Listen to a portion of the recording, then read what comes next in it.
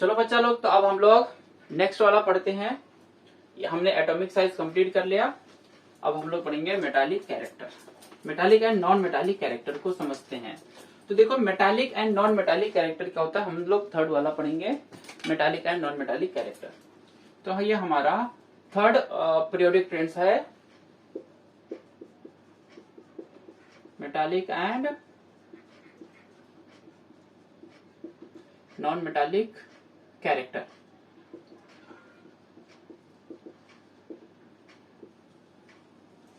अब देखो, metallic and non metallic character क्या होता है, तो मैं पहले इसको एक्सप्लेन करूंगा, फिर पेपर में क्या लिखना है, कैसे लिखना है, वो मैं बताता हूं।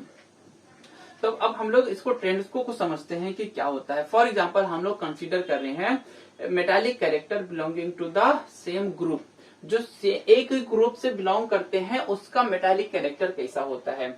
जैसे मैंने बताया था अभी तुम लोग को, ली न ली न का रब से फरियाद। देखो याद कैसे रखना है, हलीना का रब से फरियाद। अब मैं इसका ना इलेक्ट्रॉनिक कॉन्फ़िगरेशन भी लिखता हूं।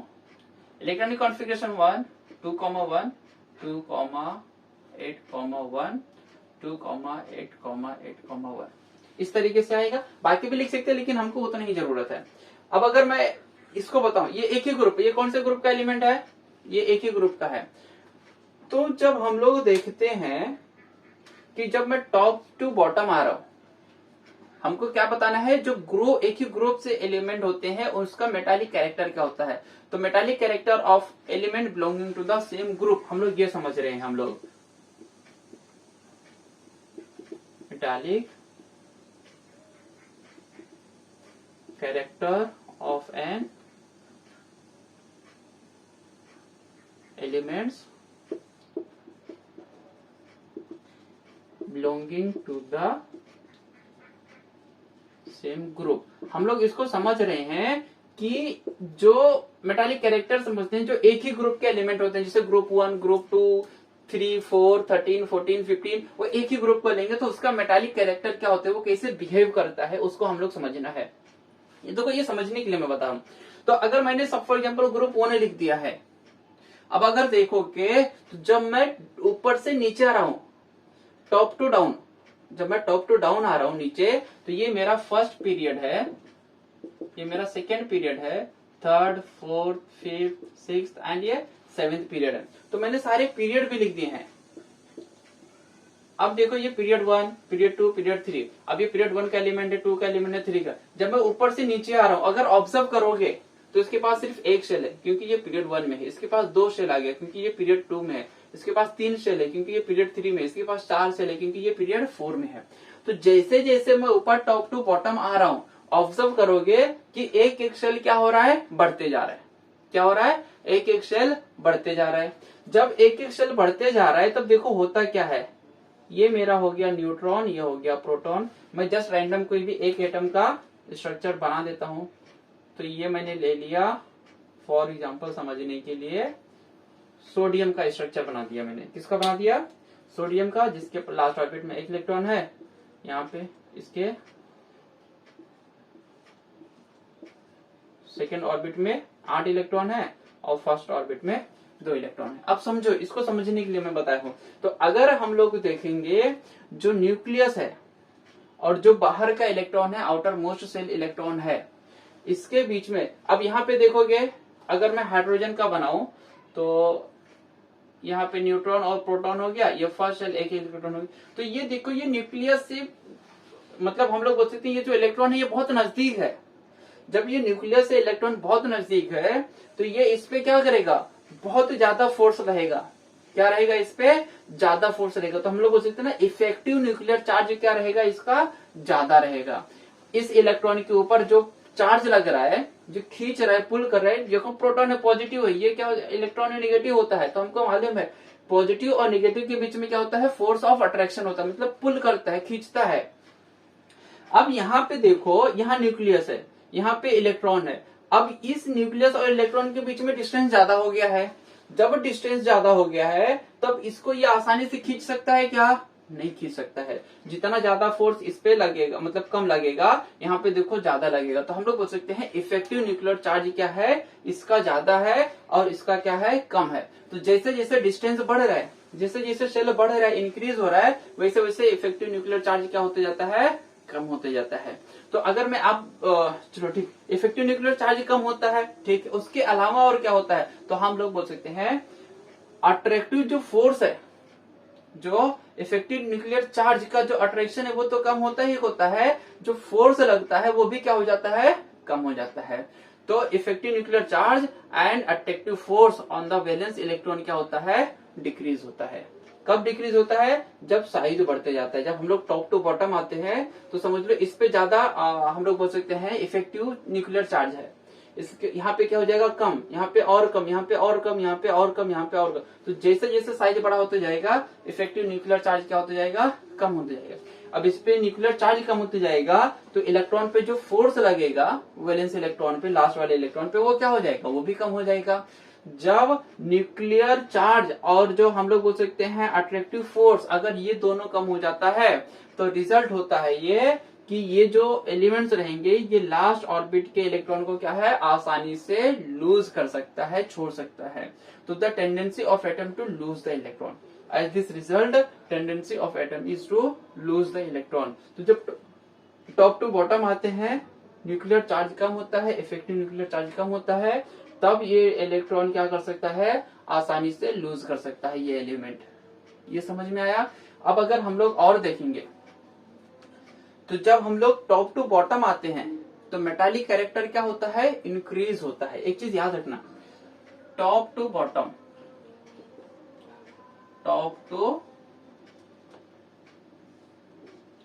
बॉटम जो मेटालिक कैरेक्टर है वो क्या होता है, इंक्रीज होता है। मेटालिक कैरेक्टर इंक्रीज होता है, top to bottom metallic character increase होता है। अब इसका रिवर्स हो जाता है जब हम लोग पीरियड के अंदर जाते हैं, एक ही पीरियड के अंदर। तो देखो ये इतना सारा मैंने क्या बताने के लिए किया कि जब टॉप टू बॉटम आते हैं तो लास्ट ऑर्बिट का जो वैलेंस इलेक्ट्रॉन है वो आसानी से लूज होता है, पॉइंट 1। दूसरा ये हमको पता चलता है कि एटॉमिक साइज क्या होता जाता है, बढ़ते जाता है जब हम लोग टॉप टू बॉटम आते हैं, सेकेंड पॉइंट। थर्ड पॉइंट हमको पता चलता है जब टॉप टू बॉटम आते हैं तो जो मेटालिक कैरेक्टर है वो क्या होता जाता है, इंक्रीज होता जाता है। तो हमको तीन चीज पता चला, समझ में आया। ये तीनों चीज साइड में नोट डाउन रखना है क्या है, समझने के लिए। अब नेक्स्ट पॉइंट हम लोग पढ़ते हैं।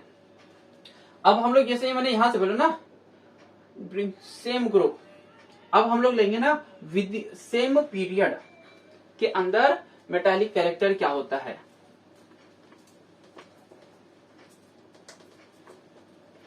जब हम लोग सेम पीरियड के अंदर रहेंगे,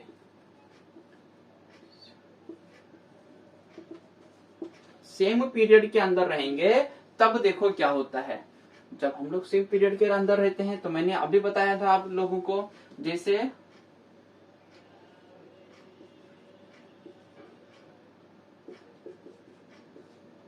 अब ये समझ लो पीरियड 2 के एलिमेंट है, किसके हैं, पीरियड 2 के एलिमेंट है।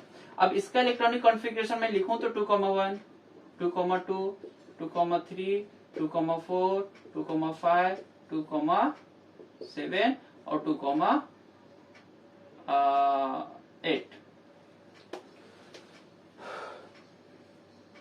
तो इसी तरीके से हम लोग, ठीक है, यहाँ 7 तक लिखा है, 2,5, 2,6, 2,7, सॉरी, ऑक्सीजन का 2,6 और फ्लोरीन का 2,7 मैंने सबका लिख दिया। अब अगर देखोगे सबके पास 2 शेल है, लेकिन जब हम लोग एक ही पीरियड के अंदर जा रहे हैं तो इसके पास 1 इलेक्ट्रॉन है, इसके पास 2, 3, 4, मतलब एक ही पीरियड के अंदर एक एक इलेक्ट्रॉन बढ़ते जा रहे हैं। जब एक ही पीरियड के अंदर एक एक इलेक्ट्रॉन बढ़ते जाता है तो जब हम लोग देखते हैं उसकी साइज क्या होती है, कम होती जाती है। अब देखो समझो, अगर मैं यहाँ पे लिथियम का बनाऊं, न्यूट्रॉन प्रोटॉन, ये पे फर्स्ट ये एक इलेक्ट्रॉन हो गया लास्ट ऑर्बिट में, समझो, और यहाँ पे इसके पास 2 इलेक्ट्रॉन है। अब अगर इसी के कंपेयर में कार्बन बना दूं मैं, न्यूट्रॉन प्रोटॉन, तो इसके पास देखो लास्ट ऑर्बिट में कितने इलेक्ट्रॉन हो गए, 4 इलेक्ट्रॉन। अब यहाँ पे ये समझने वाली बात है, जब इसके पास 1 इलेक्ट्रॉन है लास्ट ऑर्बिट में तो अब दोनों के जो डिस्टेंस है वो एक ही जैसा है। अब इसके और इसके बीच में जो अट्रैक्शन होएगा ज्यादा होएगा या इसके बीच में ज्यादा होएगा? तो इसके बीच में ज्यादा होएगा, क्योंकि यहाँ पे नंबर ऑफ इलेक्ट्रॉन क्या है आउटर शेल में, या वैलेंस इलेक्ट्रॉन क्या है ज्यादा है, इसके पास वैलेंस इलेक्ट्रॉन क्या है कम है। जब वैलेंस इलेक्ट्रॉन इसका कम है और इसका वैलेंस इलेक्ट्रॉन ज्यादा है, तो हम लोग बोल सकते हैं इसका साइज क्या रहेगा ज्यादा रहेगा और इसका साइज और क्या रहेगा कम रहेगा, क्योंकि जो न्यूक्लियस रहेगा उसको खींचेगा अपनी तरफ। तो जितना ज्यादा इलेक्ट्रॉन रहेगा लास्ट ऑर्बिट में वो उतना ज्यादा खींचेगा न्यूक्लियस उसको अपनी तरफ। तो हम लोग बोल सकते हैं जो इफेक्टिव न्यूक्लियर चार्ज है वो क्या हो जाएगा, इसका ज्यादा हो जाएगा, इसका क्या हो जाएगा कम रहेगा। तो जैसे जैसे हम लोग लेफ्ट टू राइट बढ़ेंगे, जो इफेक्टिव न्यूक्लियर चार्ज है किसके ऊपर, इफेक्टिव न्यूक्लियर चार्ज क्या होते जाएगा, न्यूक्लियस का चार्ज बढ़ते जाएगा, और जो वैलेंस इलेक्ट्रॉन है उसके ऊपर जो फोर्स रहेगा वो भी क्या होएगा बढ़ते जाता है। जब फोर्स बढ़ते जाता है और इफेक्टिव न्यूक्लियर चार्ज बढ़ते जाता है, तब उसका रिजल्ट क्या होता है, उसका रिजल्ट ये होता है कि ये जो इलेक्ट्रॉन होता है इसका साइज डिक्रीज होते जाता है। कहां से, from left to right atomic size decreases, from left to right atomic size decreases. अब जब ये डिक्रीज होता है, जब लेफ्ट टू राइट जाता है, तो हम लोग देखेंगे लास्ट ऑर्बिट में इसके ये इलेक्ट्रॉन जो रहते हैं ना, ये कभी लूज नहीं करता, ये हमेशा क्या करता है इलेक्ट्रॉन को गेन करता है। जब ये इलेक्ट्रॉन को क्या करता है, हम लोग बोल सकते हैं गेन करता है, मतलब लेता है, एक्सेप्ट करता है, या हम लोग बोल सकते हैं या तो शेयर करेगा या तो वो एक्सेप्ट करता है। तो इसकी वजह से उसका एटॉमिक रेडियस क्या होता है डिक्रीज होते जाता है। अब इसका रिजल्ट हम लोग बोल सकते हैं ये होता है कि साइज एकदम से छोटा होता है, डिक्रीज होता है। तो हम लोग यहाँ से ये समझ में आया, जब हम लोग सेम पीरियड के अंदर लेफ्ट टू राइट जाते हैं तो जो एटॉमिक साइज है वो क्या होता है कम होता है, एटॉमिक साइज क्या होता है कम होता है। और जब हम लोग इसे पहले देखा ऊपर से नीचे आ रहे थे तो एटॉमिक साइज क्या हो रहा था बड़ा हो रहा था। और फिर जब हम लोग टॉप टू बॉटम आ रहे थे पहले ग्रुप के अंदर, तब साइज बड़ा हो रहा था तो मेटालिक कैरेक्टर भी इंक्रीज हो रहा था, साइज बड़ा हो रहा था तो मेटालिक कैरेक्टर इंक्रीज हो रहा था। और जब लेफ्ट टू राइट जाते हैं हम लोग तो साइज क्या होता है छोटा होता है, तो मेटालिक कैरेक्टर भी क्या होता है डिक्रीज होता है। और कौन सा कैरेक्टर बढ़ता है, नॉन मेटालिक कैरेक्टर बढ़ता है। यहां तक समझ में आया? तो ये मैंने पूरा कॉन्सेप्ट समझा दिया। अब इसको मैं लिखना बताता हूं कि पेपर में हमको लिखना क्या है, क्या क्या पॉइंट्स हमको याद रखना है, ठीक है। पहला पॉइंट पढ़ते हैं। तो हमने देखा जब टॉप टू बॉटम आ रहे थे तो मेटल जो था वो इलेक्ट्रॉन को लूज करता था। तो जो हम लोग बोल सकते हैं metal shows tendency to lose electron, metals shows tendency to lose electrons. अब देखो जो मेटल्स है वो उसकी टेंडेंसी है वो इलेक्ट्रॉन्स को क्या करता है लूज करता है, हमेशा मेटल जो होता है इलेक्ट्रॉन को लूज करता है। इसीलिए हम लोग क्या बोलते हैं उसको इलेक्ट्रोपॉजिटिव, जो मेटल्स होता है वो क्या होता है electropositive, therefore they are said to be electropositive. तो इसीलिए हम लोग बोल सकते हैं उसको बोलते हैं therefore they are said to be electropositive. इसीलिए जो मेटल्स होते हैं उसे हम लोग क्या बोलते हैं इलेक्ट्रो पॉजिटिव। अब दूसरा चीज समझो, जो नॉन मेटल्स होता है, अब उस क्या करता है, हमने देखा मेटल की टेंडेंसी इलेक्ट्रॉन को लूज करना, नॉन मेटल की टेंडेंसी क्या है इलेक्ट्रॉन को एक्सेप्ट करना या इलेक्ट्रॉन को शेयर करना। तो non metal shows tendency to accept और share electron,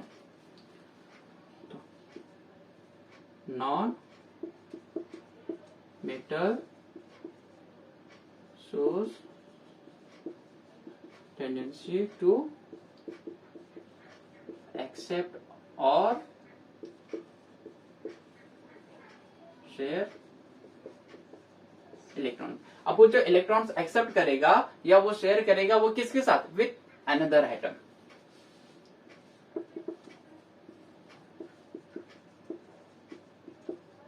with another atom. अब वो एटम अनदर एटम के साथ क्या करता है, इलेक्ट्रॉन को एक्सेप्ट करता है अनदर एटम से या उसके साथ शेयर करता है। जब इलेक्ट्रॉन एक्सेप्ट करता है या शेयर करता है तो एक्सेप्ट और शेयर करने की वजह से हम लोग क्या बोलते हैं उसको इलेक्ट्रोनेगेटिव। एक्सेप्ट करता है ना मतलब लेता है, लेता है मतलब electronegative. Therefore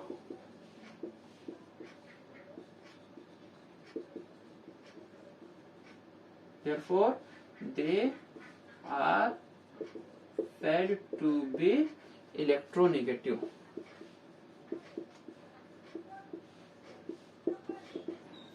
They are said to be electronegative. तो ये मेटालिक कैरेक्टर पढ़ रहे हैं हम लोग। अब हमने क्या देखा पढ़ा, मेटालिक कैरेक्टर क्या होता है, decreases, and non metallic character increases from left to right. जब हम लोग लेफ्ट टू राइट जाते हैं विद इन अ पीरियड तो मेटालिक कैरेक्टर डिक्रीज होता है, नॉन मेटालिक कैरेक्टर क्या होता है, इंक्रीज होता है। तो नेक्स्ट पॉइंट हम लोग नोट कर लेंगे। देखो ये पेपर में लिखने वाले पॉइंट बता रहा हूं मैं। Metallic character decreases and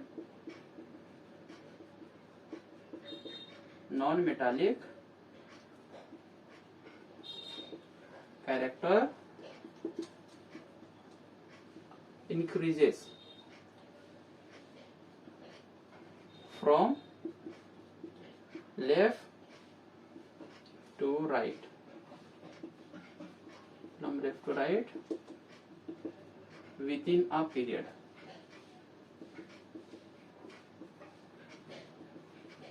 with in a period. अब अगर हम लोग देखेंगे जब टॉप टू बॉटम आते हैं तो हमने लेफ्ट टू राइट देख लिया पीरियड। अब टॉप टू बॉटम जब हम लोग ग्रुप के अंदर आते हैं, मतलब टॉप टू बॉटम मतलब ग्रुप, तो हम लोग उसने in a group metallic character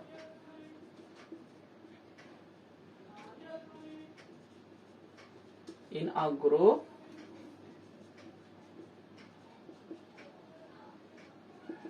metallic character increases. जब हम लोग ग्रुप के अंदर आते हैं तो जो मेटालिक कैरेक्टर होता है वो इंक्रीज होता है और नॉन मेटालिक कैरेक्टर क्या होता है, डिक्रीज होता है। Metallic character increases and non metallic character decreases. जो नॉन मेटालिक कैरेक्टर है वो क्या होता है, डिक्रीज होता है। तो याद रखना जब पीरियड के अंदर रहेंगे तो मेटालिक कैरेक्टर डिक्रीज होएगा, नॉन मेटालिक कैरेक्टर इंक्रीज होएगा। जब ऊपर से आएंगे नीचे ग्रुप के अंदर तब मेटालिक कैरेक्टर इंक्रीज होता है और नॉन मेटालिक कैरेक्टर क्या होता है, डिक्रीज होता है। आया समझ में? तो चलो एक और पॉइंट हम लोग नोट करेंगे उसके अंदर।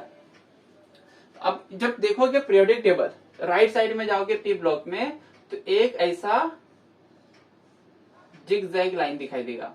अब ये जो जिगजैग लाइन दिखाई दे रहा है तो इसके इधर इधर इधर इधर इधर सब एलिमेंट है, उस जिगजैग लाइन के इधर उधर एलिमेंट है। तो ये देखो जिगजैग लाइन करता क्या है, देखोगे तो अलग कलर से दिखाई देता है। उसको देखो मतलब किताब ओपन करो और उसको देखो, ये जिगजैग लाइन दिखाई देता है। तो जिगजैग लाइन के इधर इधर इधर इधर सब एलिमेंट दिखाई दे रहा है। तो जिगजैग लाइन के इधर एलिमेंट दिखाई दे रहा है जो, तो ये जिगजैग लाइन का काम क्या है, तो देख लो, नोट कर, ये सब नोट कर लिए।